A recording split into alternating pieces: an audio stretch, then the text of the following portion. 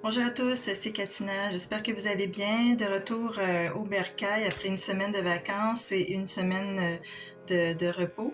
Donc, nous sommes allés à Niagara Falls et Niagara on the Lake. Je vais vous énumérer un peu les, euh, les types de repas et collations que nous avons apportés ou que j'ai apportés plutôt.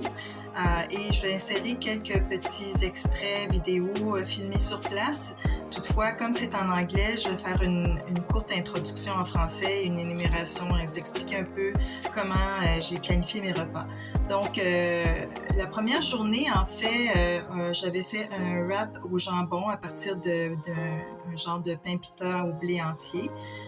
Ensuite, on a apporté beaucoup de barres tendres. Ben, c'était pas nécessairement les plus santé, mais c'est la marque Nature Valley. J'oublie c'est quoi le nom en français là.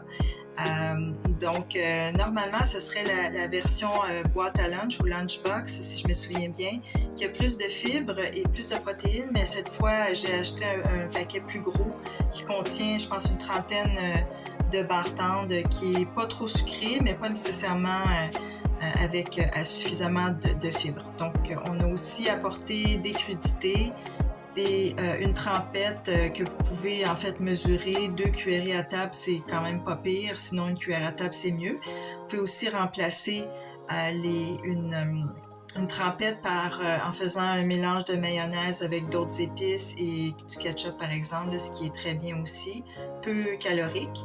Ensuite, j'avais aussi essayé, c'est vraiment une expérience, là, j'avais apporté 2 barres Cliff, les plus grandes, là, ceux qui sont comme ça, là, rectangulaires qu'on trouve en épicerie. Donc, ça coûte à peu près, je pense, 1,25 $ quelque chose comme ça chacune. Donc, j'ai essayé une barre tendre de 260 calories, de remplacer mon dîner par ça et de compléter avec un fruit, par exemple. Toutefois, je pense que c'est pas la meilleure chose. C'est peut-être un bon dépanneur, mais je ne recommande pas ça régulièrement. Ça vous permet de bien contrôler vos portions parce que vous savez que tout est là. Il y a quand même des fibres. Ce genre de barre-là, il y a pas mal de fibres et également des protéines. Toutefois, ça ressemble un peu à une barre protéinée. Je pense que il faut quand même prendre une collation là si vous faites une activité physique dans cet après-midi-là. Ce serait préférable d'avoir autre chose en collation. Mais vraiment, à l'occasion, ce serait correct, mais c'est pas ce que je recommande le plus.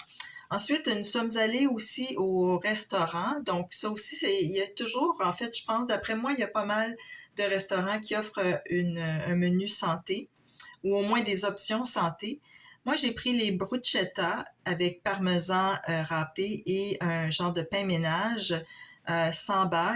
Il me semble qu'il n'y avait pas de beurre sur les tranches de pain. C'était quand même une grosse assiette, là. C'était quelque chose comme gros comme ça, là. Moi, je m'attendais à une petite entrée parce que j'ai dit, bon, je prendrais pas les hamburgers ou une portion régulière parce que je me doutais que c'était des portions, des grandes portions, puis je voulais pas traîner un restant ou un doggy bag jusqu'à l'appartement. Donc, j'ai pris ça. C'était quand même une bonne portion.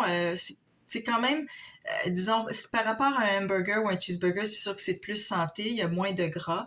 Par contre, c'est pas très consistant. Mais étant donné que c'était le soir, c'était au souper, puis qu'on avait quand même, passé une bonne journée, puis les repas équilibrés le reste de la journée, c'était correct pour moi.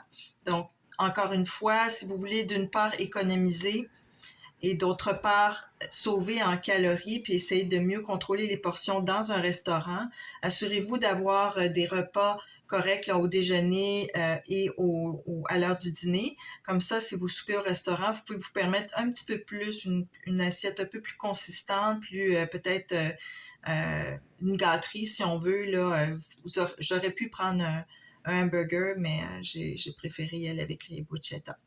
Ensuite, j'avais également apporté des fèves au lard en conserve. J'ai pris pratiquement le 3/4 d'une boîte de conserve format régulier avec des craquelins de style multigrain. Donc, collation, des lunchs préparés d'avance la veille ou le matin, c'est ce qu'il y a de mieux. Ça vous permet d'une part d'économiser et de bien contrôler la qualité de vos repas. Donc, c'est ce que je préconise. Donc, sur ce, je vous laisse. Je vous souhaite une bonne journée et je vais vous insérer quelques vidéos en anglais des aliments que je vous ai mentionnés.